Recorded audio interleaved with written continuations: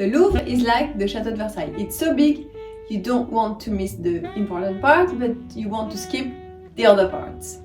At least I do. So let me share that with you. Bonjour, my name is Blandine and I've learned to be a big fan of the Louvre, and for 80% of my life I've lived in or around Paris. And with Paris Créa, I'm sharing with you Paris in front of a camera. For a long time I was not a big fan of the Louvre. First, because it was so big it was confusing, and second, because I'm not a big fan of classical painting or Egyptology. I'm much more a big fan of Impressionism, and thus the Musée d'Orsay would be a better fit for me. But the Louvre has changed a lot, and many areas have been renewed, and there is much more to enjoy than before. So let me give you tips here.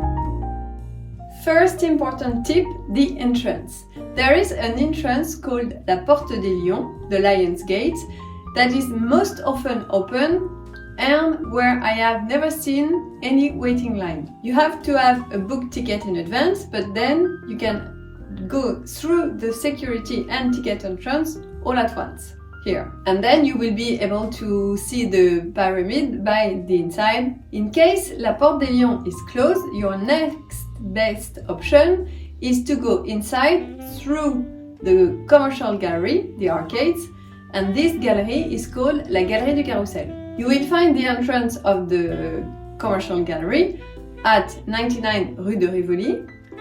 At the bottom of the escalators, you follow the shopping arcade straight ahead, and then you go through the security and reach the entrance of the museum. So there you have it, you're in the place with no waiting. Second tip, when I get inside, what I would like to visit first is les appartements de Napoléon III, because they are beautiful, but not always open, and usually they can close at the end of the morning. You can ask a staff member if it's open, but usually they are not very aware of what's open or closed. But you can check on the official site here and see the list of available galleries. If the staff won't know if it's open or not, they can give you a map and you should ask for a map. Les appartements de Napoléon III are worth seeing because they completely reflect the splendor of the Second Empire. When we went from royalty to democracy, it was a hectic time going back and forth, and we had Napoleon I and Napoleon III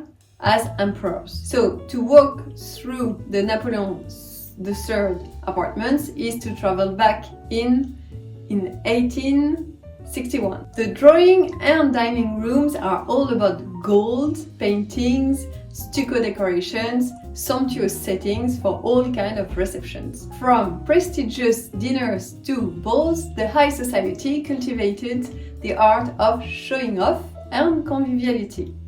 And you will also discover the private apartments of the Ministry of State, who lived there with his family. After that, these apartments became home to the Ministry of Finance, which occupied them until 1999, when the whole Louvre Palace finally became a museum. Here is a fun fact. The large drawing room could be transformed into a theater, seating up to 250 guests, and for performances involving music, there was a special musician platform above the stage. The two-seater version of this armchair is called a confidant, for confidential conversations, and the three-seater is an indiscret, which is funny. After this visit of les appartements de Napoléon III, let's move to the rest of the Louvre. While you are in this wing, you will want to discover the whole level, as the rest of it is dedicated to decorative arts. You will see beautiful pieces and beautiful home decors.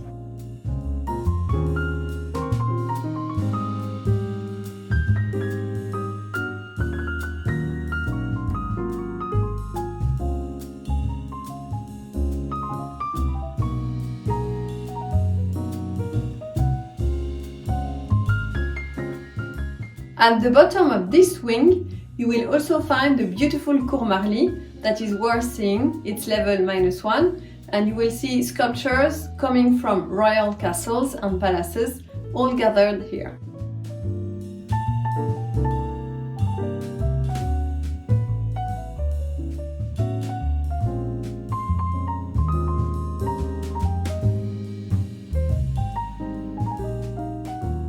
Of course, what comes next is you have to go and see the Mona Lisa from Leonardo da Vinci. Most probably, by doing so, you will encounter La Victoire de Samothrace, which is a great and beautiful sculpture, very impressive, and you might also cross the Renaissance painting by Botticelli and Bellini that are beautiful. So, Mona Lisa's famously enigmatic smile has fascinated viewers for ages. And Leonardo da Vinci visited the French king from Italy and sold him the painting in 1518. A superstar deserves an appropriate setting, and since 1966 the Mona Lisa is shown in the largest room in the Louvre Palace. The work was not painted on canvas but on a panel of wood, which is causing cracks, and that's also why she's so much protected. So, a fun fact about the Mona Lisa's painting. On August 1911, panic broke out at the Louvre as the Mona Lisa had disappeared. And the news spread like wildfire, and generous rewards were promised for her return. But nothing was heard of the painting for over 2 years, and one day, the thief, a glazier who had worked at the Louvre, tried to sell it to an Italian art dealer, but he did told the police. And there she was back, famous as ever.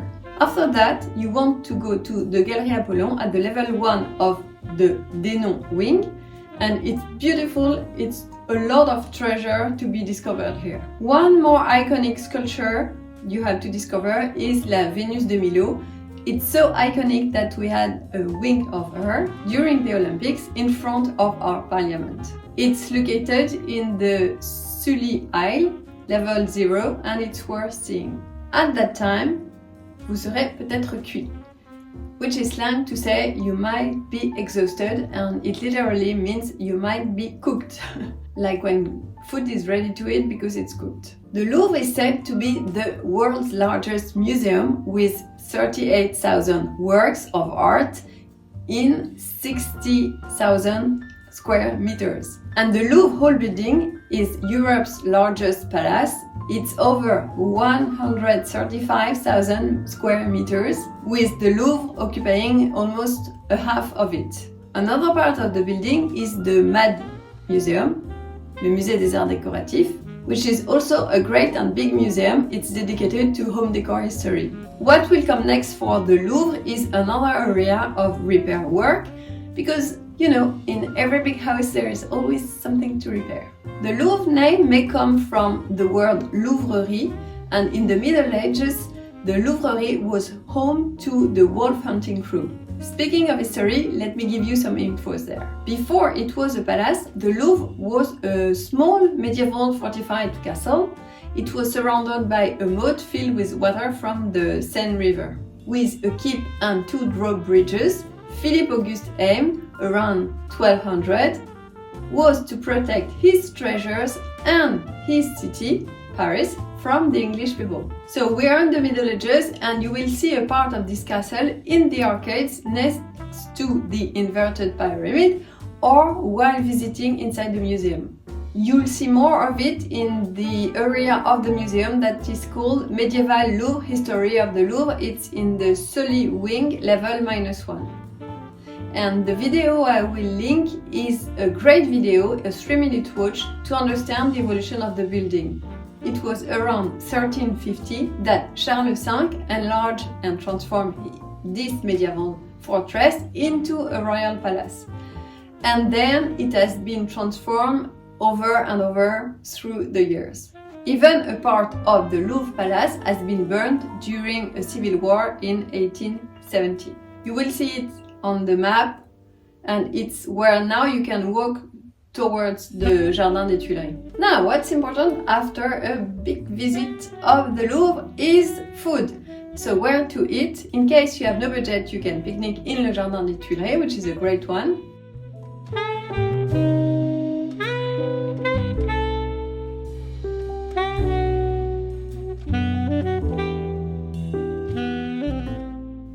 there is a more quiet garden and still very nice. It's le Jardin du Palais Royal.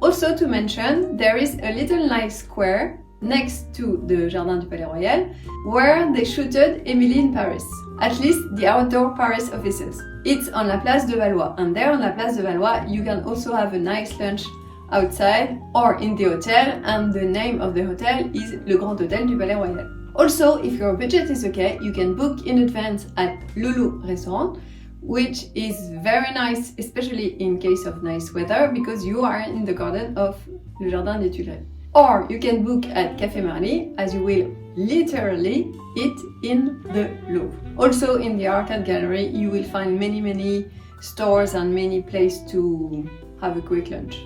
As far as what to do next after visiting the Louvre, you can enjoy Le Jardin des Tuileries, of course, or walk through le Jardin des Tuileries until le Musée d'Orsay.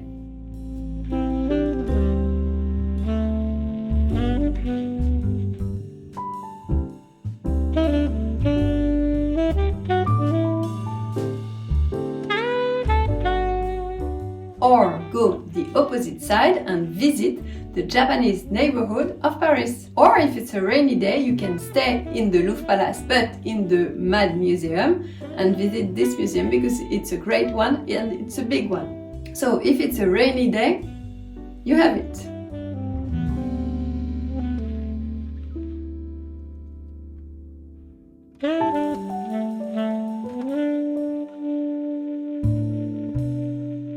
So you guessed it, if you are in the Louvre, at the Louvre, you can do many things around it because the Louvre is very central to Paris. So maybe this video will give you more dots on your Google Maps for your next trip to Paris. Et voilà, I hope you enjoyed this video, and if it was useful to you, I would be thrilled if you would leave a blue thumb up, and why not subscribe. Until next time, thank you for your time, enjoy Paris. Bah voilà, ça va mieux. On se détend. From Leonardo DiCaprio. Oh.